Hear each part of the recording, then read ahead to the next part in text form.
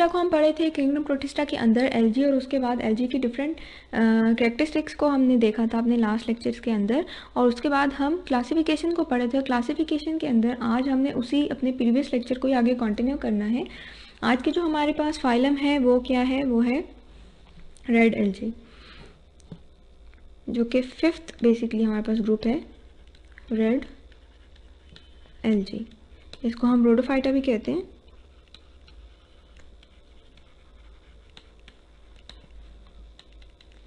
तो आज हम इसको देखेंगे, और इसके अलावा जो हमारे पास एक लास्ट ग्रुप बच गया था ग्रीन एल्गी, उसको पढ़ेंगे।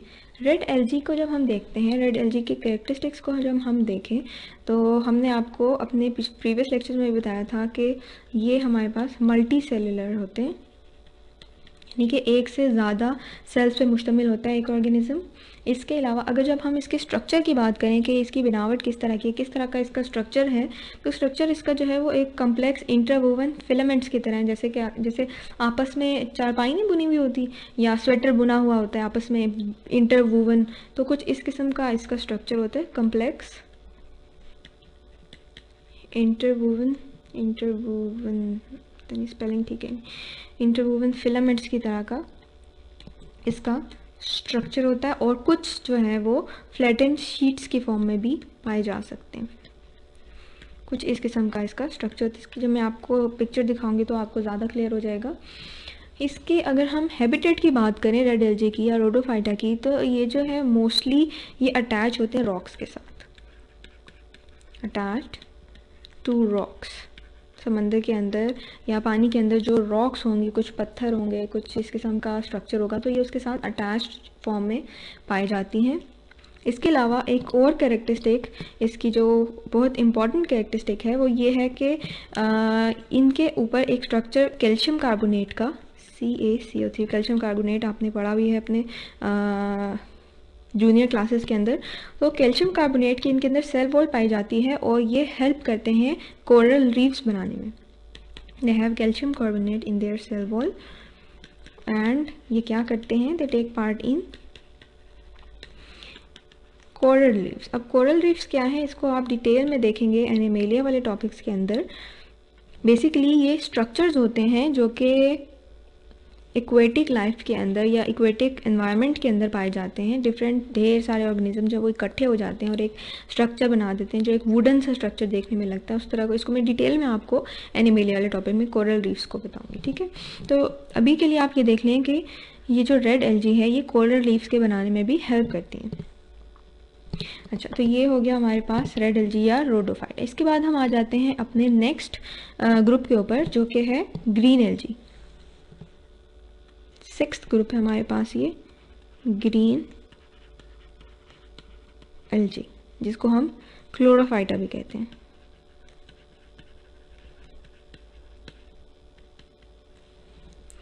क्लोरोफाइटा की कैरेक्टरिस्टिक्स के अंदर जैसे कि अब आपको नाम से ही पता चल रहा है कि ग्रीन एल्गी, तो इट मीन्स कि इनका कलर ग्रीन होगा। क्लोरोफाइटा इसका मतलब है कि इसके अंदर क्लोरोफिल होगा।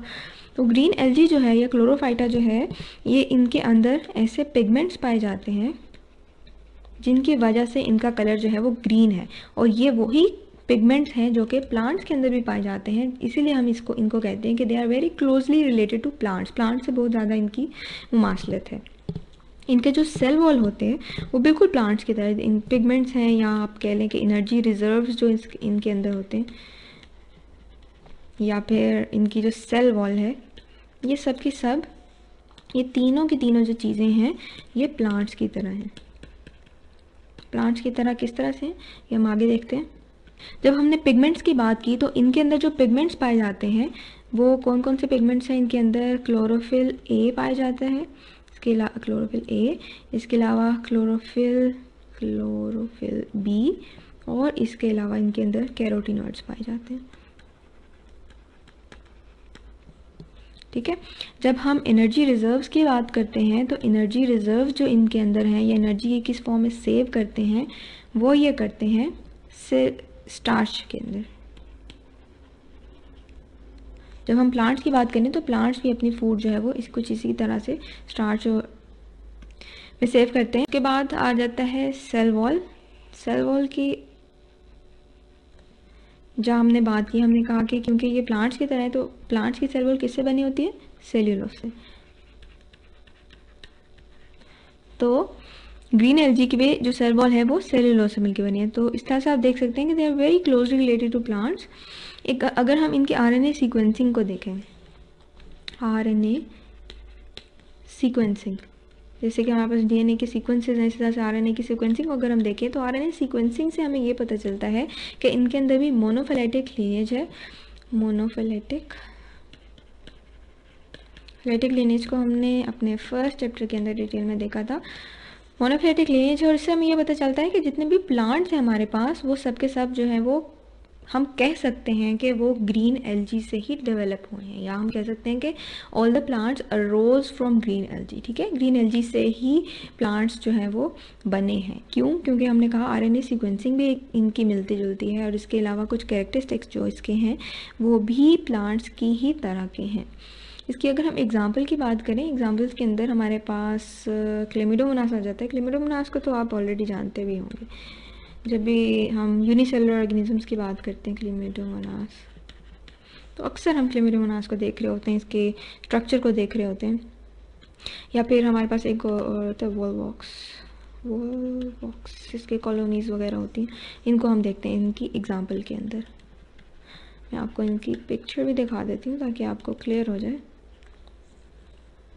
अच्छा, यहाँ आप देख सकते हैं कुछ इस किस्म की यहाँ पे ग्रीन एल्जी जो है वो ओशन के बिल्कुल फ्लोर पे आप देख सकते हैं, या ये कुछ रॉकी सा एरिया है जिसके अंदर आपको ग्रीन एल्जी जो है वो उसके साथ अटैच्ड नज़र आ रही है। और इस ग्रीन एल्जी की आप शेप को अगर देखें या अगर आप इसको बहुत करीब से देखें तो आपको ऐसा लगेगा कि जैसे ये बिल्कुल प्लांट्स की तरह की इनकी बॉडी है।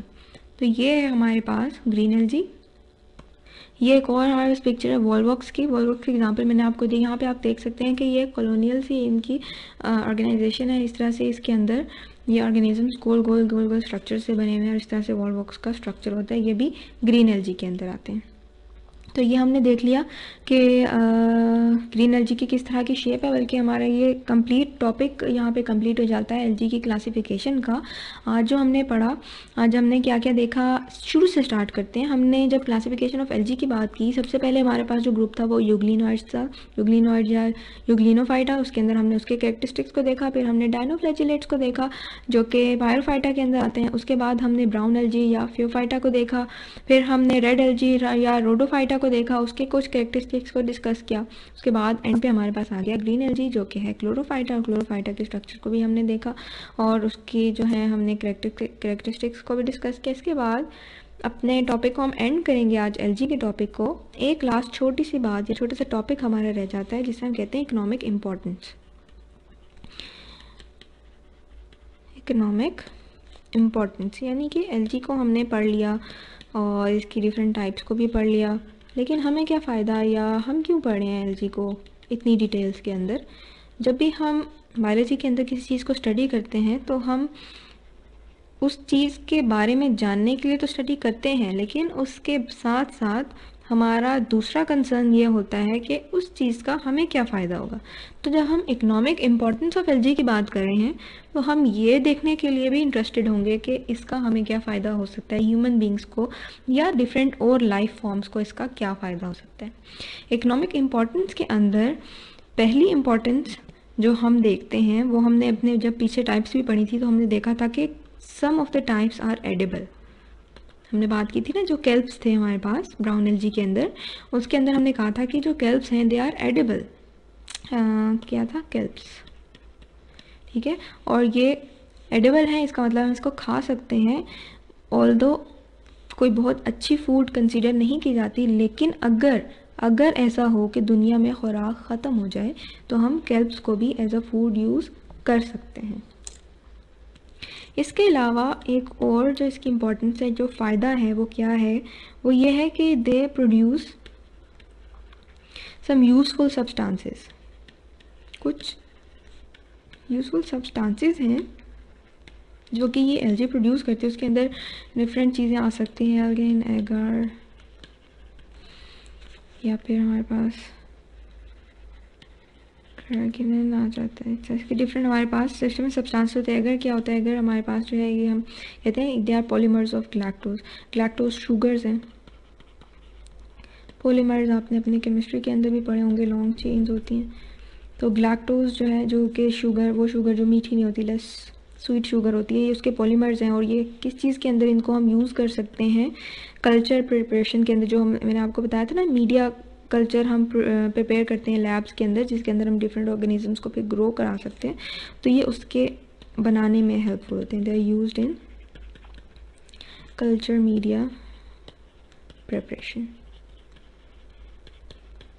तो इस तरह से डिफरेंट और भी यूज़फुल सब्सटेंसेस जो है वो एलजी प्रोड्यूस करता है, जिसको फिर यूज़ किया जा सकता है। तीसरा जो सबसे बड़ा फ़ायदा है वो क्या है कि they are the major producers in aquatic ecosystem. Major producers, जब हमने डायटम्स को पढ़ा था या फिर डायनोफ्लैजिलेट्स को पढ़ा था, तो हमने कहा था कि ये वो दो मेजर ग्रुप्स हैं जो कि पूरे के पूरे इकोसिस्टम, इक्वेटिक इकोसिस्टम के अंदर फूड प्रोवाइड करें, यानी कि ऑक्सीजन प्रोवाइड करें। तो they are the major producers. जब मेजर प्रोड्यूसर्स हो गए तो इसका मतलब है कि एक जो फूड चेन होती है, जिसके अंदर हमारे पास टॉप से लेके लोअर लेवल तक एक एनर्जी का ट्रांसफ़र हो रहा होता है, उस पूरे के पूरे फूड चेन के अंदर इनका एक बेसिक रोल है। यानी वो फूड चेन स्टार्ट ही इन्हीं से हो रहे हैं, क्योंकि they are the major producers. तो इस तरह से हम देखते हैं कि इसकी इकोनॉमिक इम्पोर्टेंस है और अच्छी खासी है जब हम एलजी की बात कर रहे हैं। सबसे बड़ी तो ये कि they are oxygen producers. Obviously producers हैं, ऑक्सीजन प्रोड्यूस कर रहे हैं, तो ऑक्सीजन जो है वो तमाम लाइफ फॉर्म्स के लिए यूज़फुल है, चाहे वो इक्वेटिक हो चाहे वो नॉन इक्वेटिक हो। तो इस तरह से हमने देख लिया इसकी इकोनॉमिक इम्पोर्टेंस को भी।